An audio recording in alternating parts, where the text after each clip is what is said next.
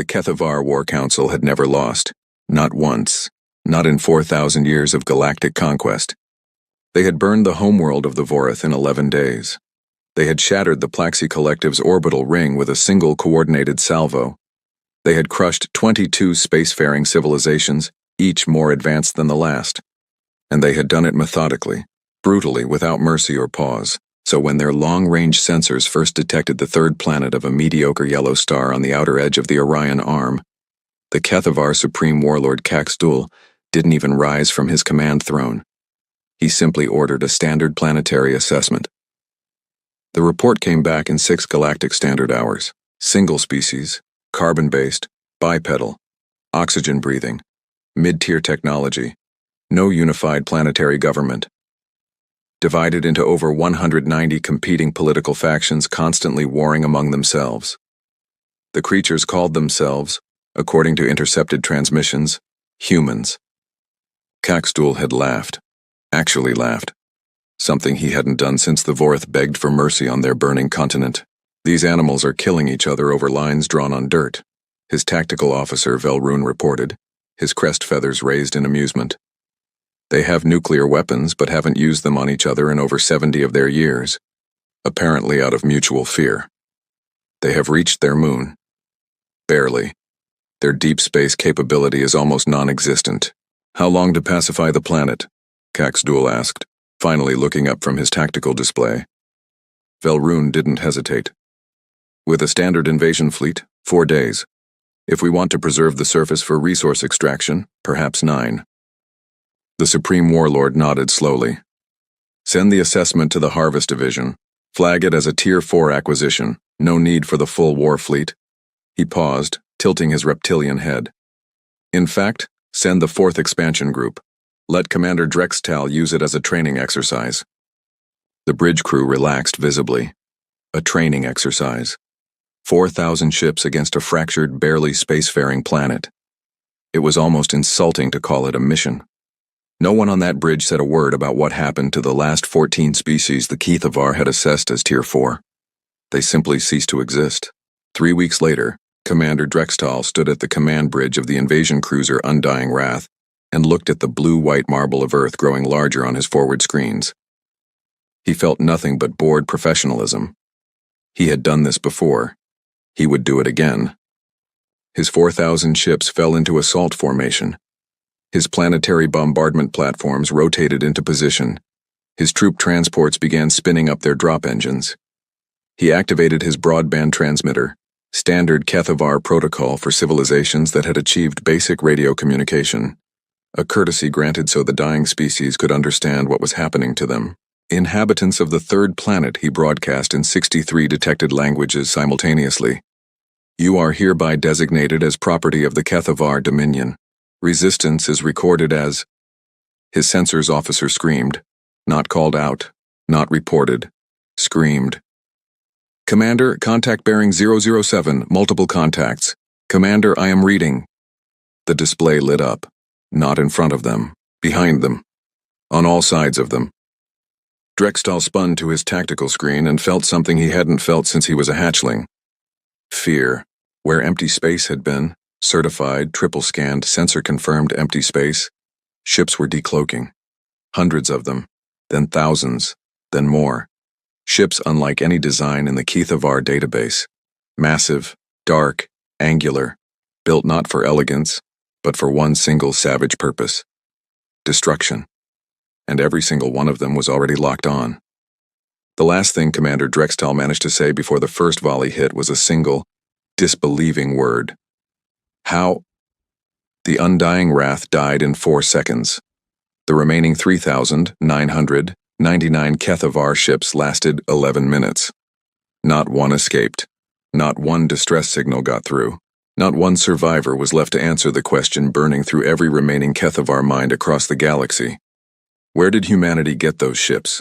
And more terrifyingly, where did they go after the battle ended? Because when the Kethavar finally sent a scout probe to examine the battle site 3 weeks later, the humans were gone. Their fleet had vanished, and the blue planet below was quiet, peaceful, and completely impossibly undefended again. As if nothing had ever happened. 47 years earlier. The meeting had no official name. It appeared in no government record. The 17 people in the room held no titles that anyone outside this bunker would ever verify. And the bunker itself was buried beneath 300 feet of granite in a mountain range that didn't appear on any public geological survey. Admiral Elena Vasquez set her coffee on the table, looked at the 16 other representatives of humanity's most powerful military and intelligence organizations, and spoke 4 words that changed everything. They are already here. Silence. She clicked a button. Holographic images materialized above the table. Grainy, partially corrupted footage captured by deep space sensor arrays that officially didn't exist. Ships. Not human ships. Angular, massive, dark, orbiting just beyond the heliopause of the solar system. Watching, measuring, recording. These images are 14 months old, Vasquez said quietly. We've been tracking this species. Internally, we're calling them the architects, for 11 years. They've been doing this to every system they pass through. Cataloging, assessing, rating, and then... She clicked again. A star map appeared with small red markers scattered across dozens of systems. 22 species, all of them gone. All of them assessed by these same ships before they disappeared. She paused. We are next on the list. The room erupted. Questions, protests, demands for clarification. Vasquez waited them out. How long? A man asked when the noise died down. General Marcus Webb, the quiet one who always asked the right question. Based on their historical patterns, Vasquez said, 5 to 10 years before their main invasion force arrives. We can't beat them, someone said immediately. Look at those ships. Look at the size of them. We have nothing that can touch them. Conventionally. Vasquez nodded. Which is why we aren't going to fight them conventionally. She clicked again. On the screen appeared something that looked at first glance like an asteroid belt. But the asteroids were moving with too much precision. Project Exodus Dark, she said. Not a weapons program. Not a defense initiative. A construction program. 40 years. 17 nations contributing in absolute secrecy. And when it is complete... General Webb leaned forward studying the images. Those aren't asteroids. No, Vasquez said. They're ships, camouflaged as asteroids. 6,000 of them. She let that number hang in the air. Built in the asteroid belt, wrapped in regolith and ice to defeat any sensor scan, programmed with fully autonomous AI weapons systems, and powered by reactor technology that produces zero detectable emissions. She finally smiled, and it wasn't a warm smile. We have been preparing for exactly this moment for 47 years. Webb stared at her. Does anyone else know? Other nations? The 17 nations in this room, their heads of state, approximately 943 scientists, engineers, and military officers, all operating under the most stringent security protocols ever devised. She picked up her coffee. No leaks, not one, in 47 years.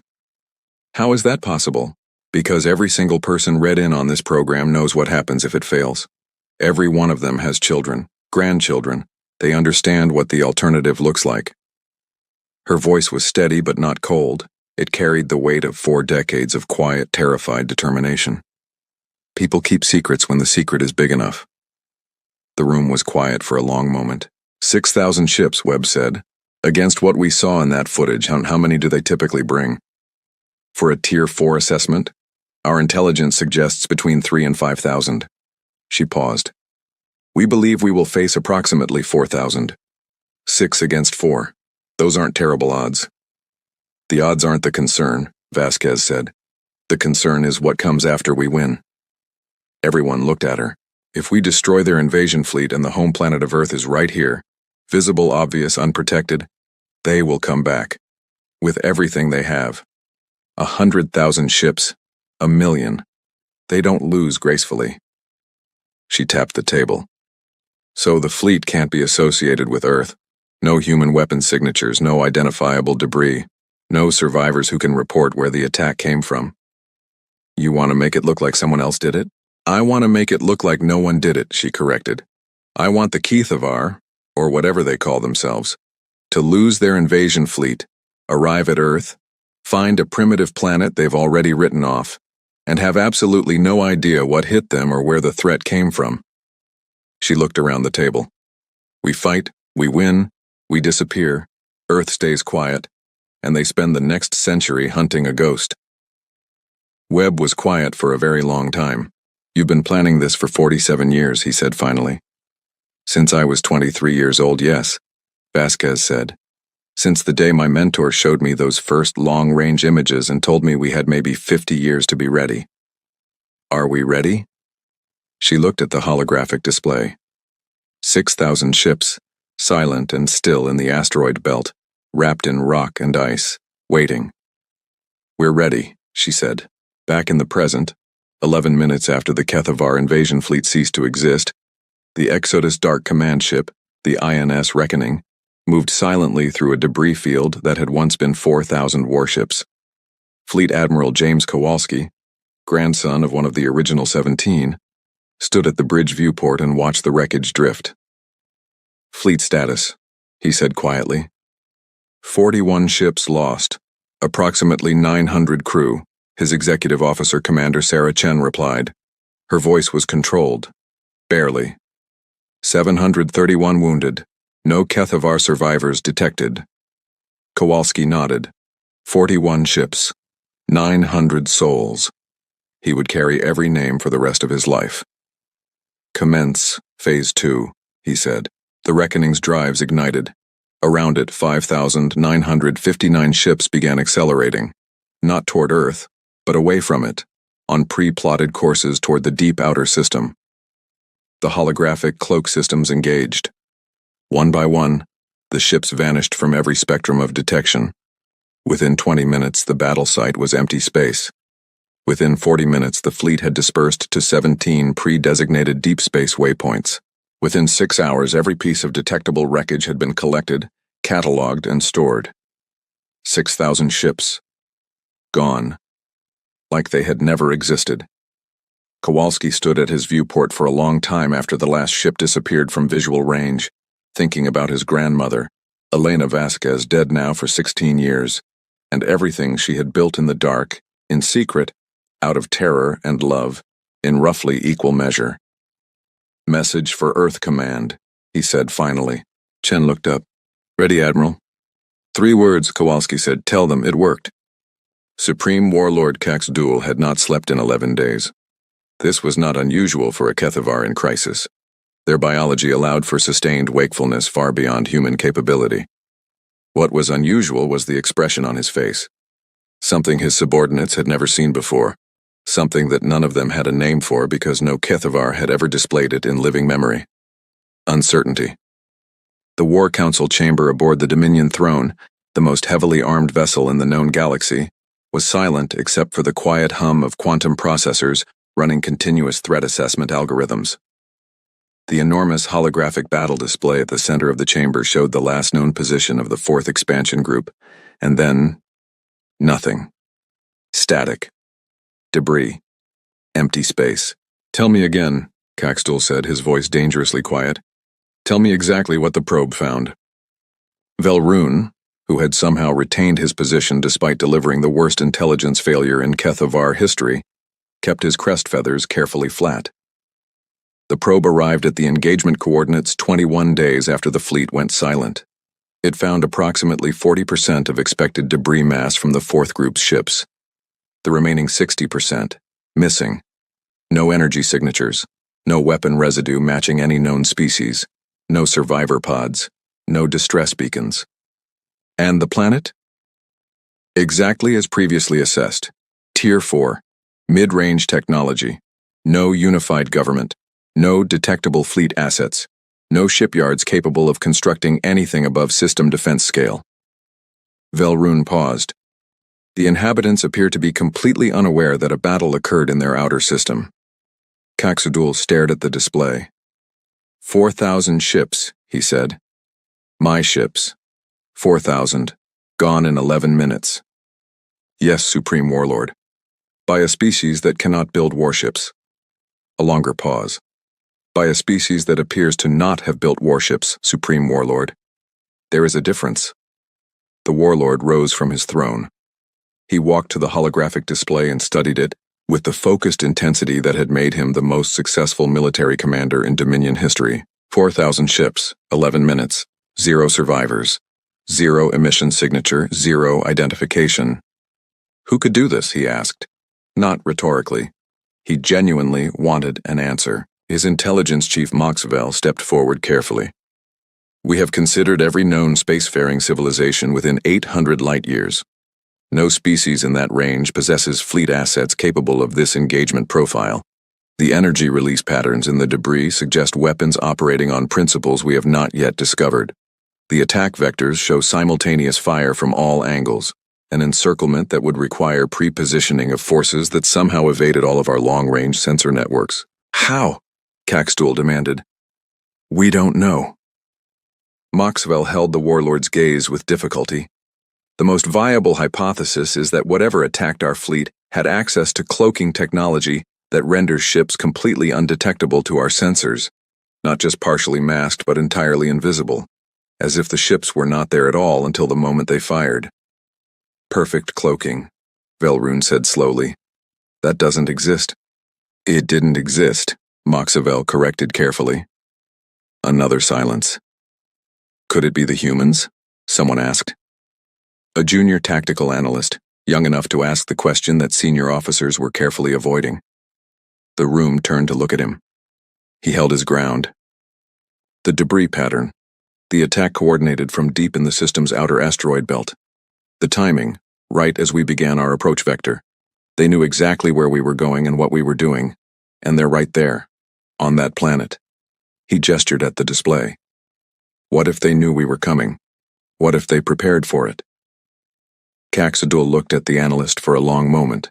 The species, he said, that cannot build ships above system defense scale. That we know of, Supreme Warlord. The Warlord walked back to his throne. Sat. Folded his hands in the Kethavar gesture of deep thought. Send a second fleet, he said finally. 3 times the size. Full war fleet, not an expansion group. I want that planet assessed in person. I want every object larger than a grain of dust in that entire system cataloged and identified. I want whatever attacked the 4th group found and destroyed. He paused. And I want that junior analyst promoted. He may be the only officer in this council with the cognitive flexibility to understand what we're dealing with. The Kethavar Second Fleet, 12,000 warships, arrived at the edge of the Sol system 49 days later. They came in carefully this time, slowly, sweeping every frequency, every spectrum, every quantum wavelength they had. Their cloaking detection suites were running at maximum sensitivity, new software patches written in the week since the disaster, designed to catch anything with a detectable energy signature no matter how small. They found nothing. For 3 weeks, they searched. They cataloged every asteroid in the belt, every comet, every moon, every object of any kind larger than 30 meters in any dimension. Nothing. They swept the outer system, the Oort cloud, the heliopause. Nothing. They descended into the inner system and passed close enough to Earth to read the electromagnetic noise of the human radio spectrum. Sports broadcasts, political arguments, music, entertainment programming. The same fractured, chaotic, wonderfully unaware civilization as before. No fleet, no weapons, no shipyards, nothing. The fleet commander, a cautious, experienced warrior named Brixthal, sat in his command chair and reviewed the results for the 10th time. Nothing. He thought about the 4,000 ships of the 4th group, about the 11 minutes, about the lack of survivors. He thought about the analyst's question. He looked at Earth on his forward screen. The blue marble, the white clouds, the completely undefended, apparently helpless, apparently primitive world. Something is wrong, he thought. Something is deeply, fundamentally wrong. He just couldn't identify what. He filed his report. Inconclusive. No evidence of advanced spacefaring civilization in the system. No hostile fleet detected. Recommend continued monitoring. He did not recommend invasion. For the first time in 4,000 years of Kethavar history, a fleet commander looked at a Tier 4 world and said, "Not yet." The Kethavar spent 6 years hunting ghosts. 6 years of deep space sensor sweeps, probe deployments, and intelligence missions across 100 systems. 6 years of analyzing battle debris, reverse engineering energy signatures, and quietly interviewing the surviving vassal species of their dominion. Species who had already been conquered but still lived, who might have heard rumors, might have seen something, might know something. 6 years of nothing. The Ghost Fleet had no home, no base, no pattern, no identity. It had appeared once, at the moment of maximum need, and then dissolved back into the void of space as if it had never existed. Caxtool had not lost a night of sleep since his initial crisis. Kethavar did not dwell in fear. They adapted, reassessed, and planned. He had diverted enormous resources to solving the mystery, but even he had begun to believe, quietly, privately, that perhaps the attack had come from some other advanced species that simply chose Earth's solar system as a convenient battleground. Perhaps he thought the creatures of the blue planet had simply been lucky. In the 6th year after the destruction of the 4th group, the Kethavar launched their next expansion push, not toward Earth, but deeper into the Cygnus arm. New targets, new acquisitions. Life moving forward, as it always had. They were 6 months into the Cygnus campaign when the signal arrived. Not a distress signal, not a weapons discharge, not a sensor alarm, a transmission, open frequency, multiple languages. And one of those languages, buried in the carrier wave like a signature, was Kethavar. "This message is for the Kethavar Dominion," the transmission said in perfect unaccented High Keth, the formal military tongue. "You have been observed. Your methods are known. Your targets have been documented. You destroyed 22 civilizations. We have preserved the data of all 22, their histories, their art, their science, their names." Caxtool was already upright in his throne. "You came to our system. You have returned to our system. You have watched us. We have watched you longer." A pause. "You will leave the Cygnus campaign immediately. You will release the 4 surviving species currently held as vassal states in your proximal sectors. You will never again approach within 100 light years of Sol.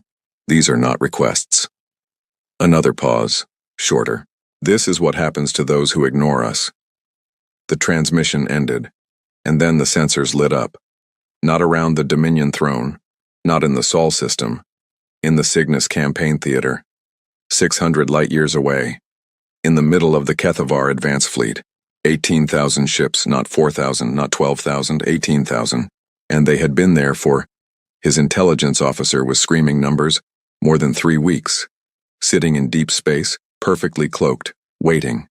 Not attacking, just sitting there. For 3 weeks. Patient, silent, invisible. They had let the Kethavar advance fleet pass through them, let them set up camp, let them begin their survey operations.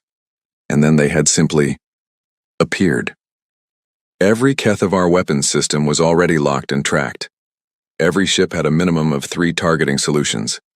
The humans, because now, impossibly, absurdly, it could only be the humans, had not fired a single shot. They were just visible, waiting to see what the Kethavar would do. Caxtool stared at the display for 31 seconds. His battle commanders waited for the order. They were ready. 12 Kethavar war fleets positioned across known space. 140,000 ships in total, if he called them all to this location. "Stand down," he said. The bridge went absolutely silent. "All units, stand down weapons." His voice was controlled, completely steady. "Signal the human fleet, in their language, all of them, that we acknowledge the message. Request a meeting." Velrune stared at him. "Supreme Warlord." 4 years ago they annihilated 4,000 of my ships in 11 minutes, Caxtool said, his tone academic now, the tone of a strategist doing math rather than a warrior seeking glory. "Today they show up with 18,000 ships in the middle of my advance fleet and they haven't fired." He looked at the display. "They could have destroyed the entire advance fleet before a single distress call reached us. They chose not to. That tells me 2 things." He held up one finger. "They are not here to destroy us today." A second finger. "They want to talk." He looked at Velrune. "When an entity that can destroy you whenever it wants chooses instead to speak, you listen." The response from the human fleet came 40 minutes later. It was a set of coordinates: deep space, neutral territory, and a single line in high Keth that made Caxadul read it twice. "Come alone. We will do the same." He wondered, not for the first time and with growing unease, exactly how many ships humanity actually had. Fleet Admiral James Kowalski, older now, gray at the temples with the bone-deep exhaustion of a man who had spent 6 years preparing for a conversation he never entirely wanted to have, stood in the forward observation deck of the Reckoning and watched the Kethavar Supreme Warlord's shuttle approach. "He came himself," Commander Chen said, standing beside him. "Of course he did," Kowalski said. "He's the most accomplished military mind his species has produced. He did the math." He paused.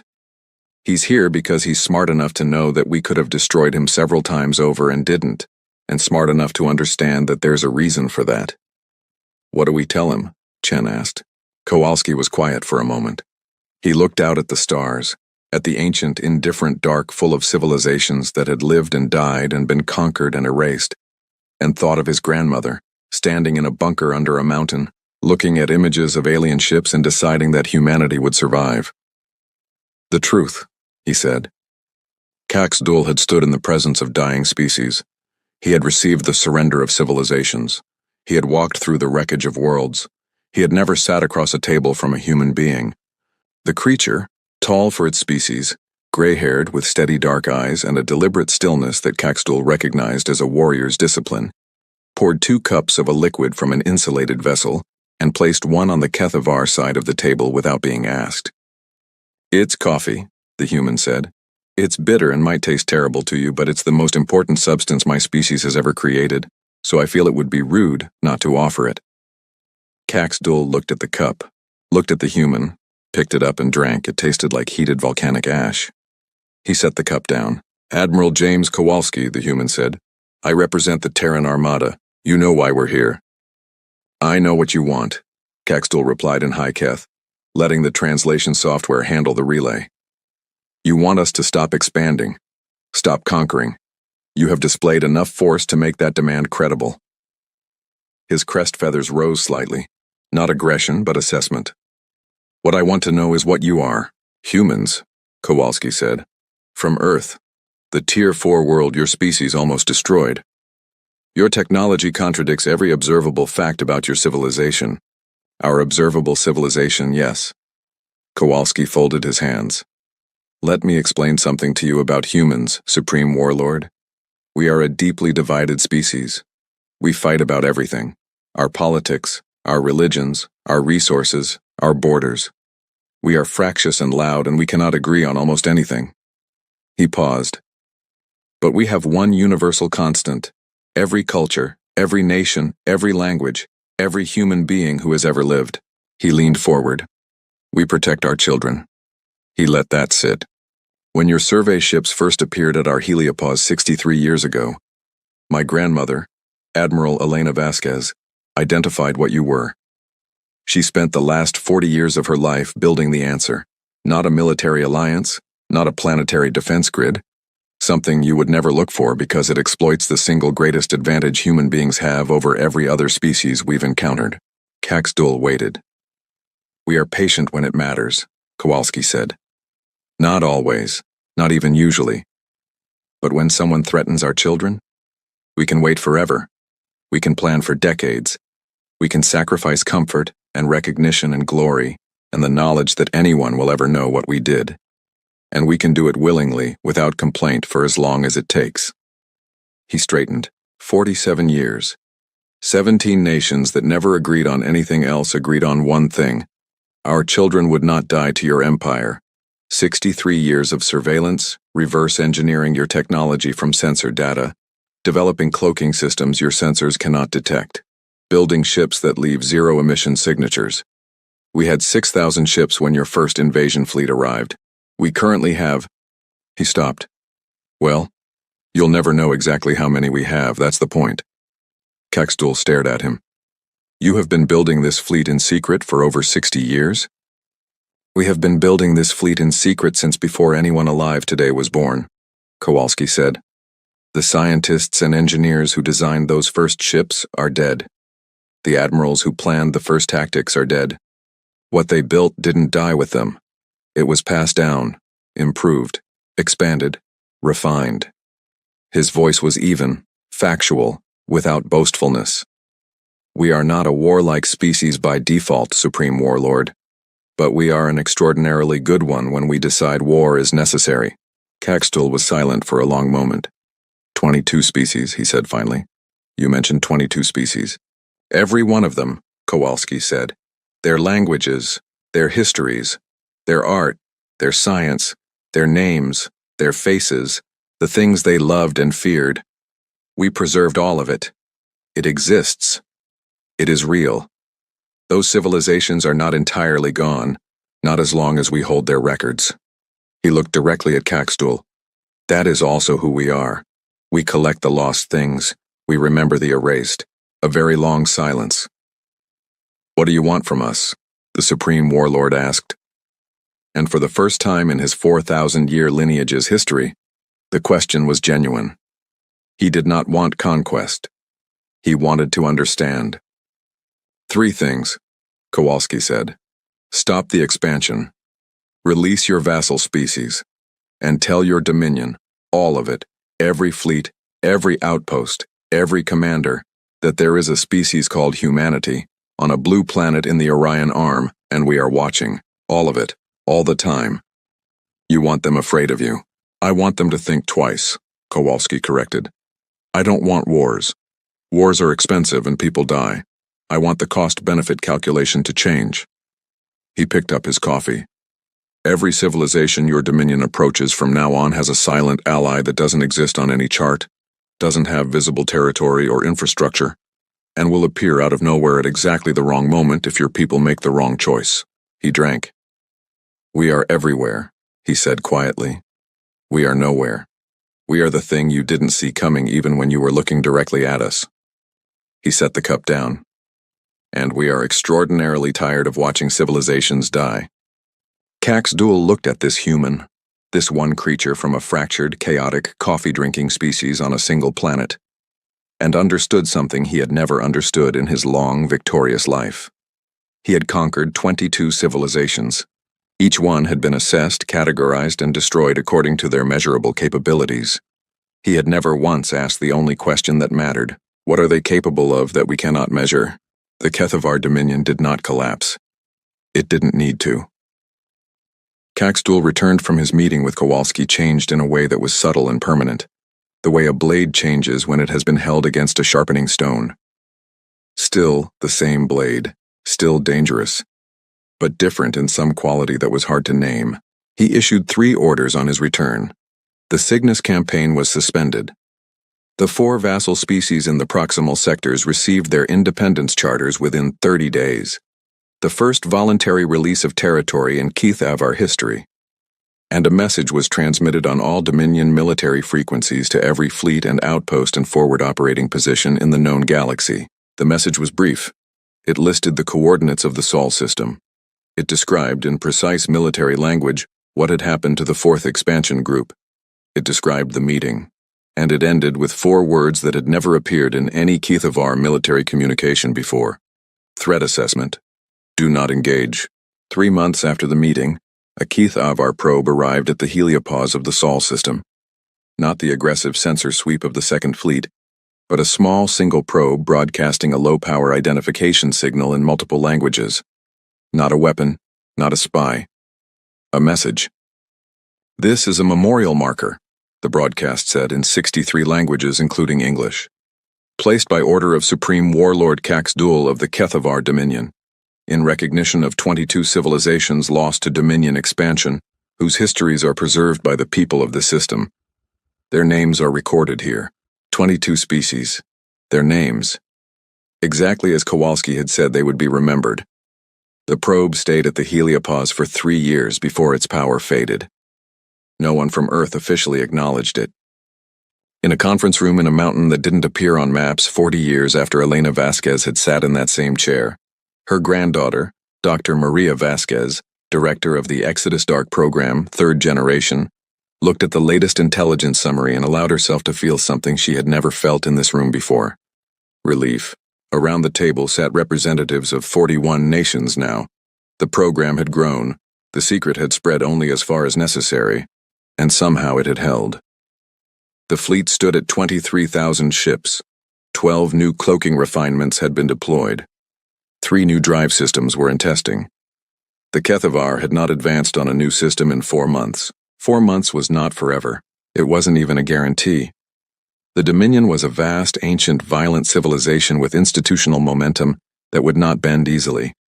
There would be other commanders, other temptations, other expansion pushes, but 4 months of quiet for 23 civilizations that would otherwise be ash and silence was 4 months of children growing up, of art being made, of names being passed down, and histories being continued. Update from Fleet Admiral Kowalski, his aide said, sliding a tablet across the table. Maria Vasquez read it, set it down, looked at the faces around the table. Engineers, admirals, scientists, intelligence officers, the heirs of a 60-year secret held by dead men and women who had chosen a difficult, invisible kind of heroism. He says, she told them, that the work continues. She paused. I think my grandmother would have found that sufficient. Far out in deep space, deep in the dark between stars in locations that appeared on no chart, 23,000 human warships waited. They ran on cold fusion plants that emitted nothing detectable. Their hulls drank every radar and sensor wave that touched them. Their crews lived in recycled air and artificial light and the specific companionable silence of people doing an important job that no one would ever see. They played card games. They read. They argued about the best football teams of the past century. They celebrated birthdays and promotions and got into petty feuds over who had taken the last of the good coffee. They wrote letters home that would travel through quantum-encrypted relays to reach families who believed their loved ones were stationed at classified but conventional research facilities. They were, in every ordinary sense, normal human beings, who happened to maintain the most capable, undetectable fleet in the known galaxy. When the Kethavar probes swept the Sol system, one of dozens of sweeps over the following decades, they found the same thing every time. A quiet planet. One moon. A civilization that had reached for the stars and found only its own asteroid belt. A species arguing about politics and making music and doing the 10,000 undignified, passionate, chaotic things that humans did when they thought no one dangerous was watching. The fleet was never there when they looked. It was never not there. 50 years later, a young girl in rural Montana looked up at the night sky and asked her grandfather what was out there.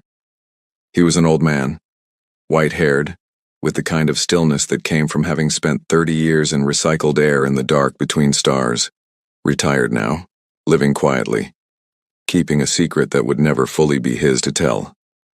He looked at the sky for a long time. Everything, he said finally.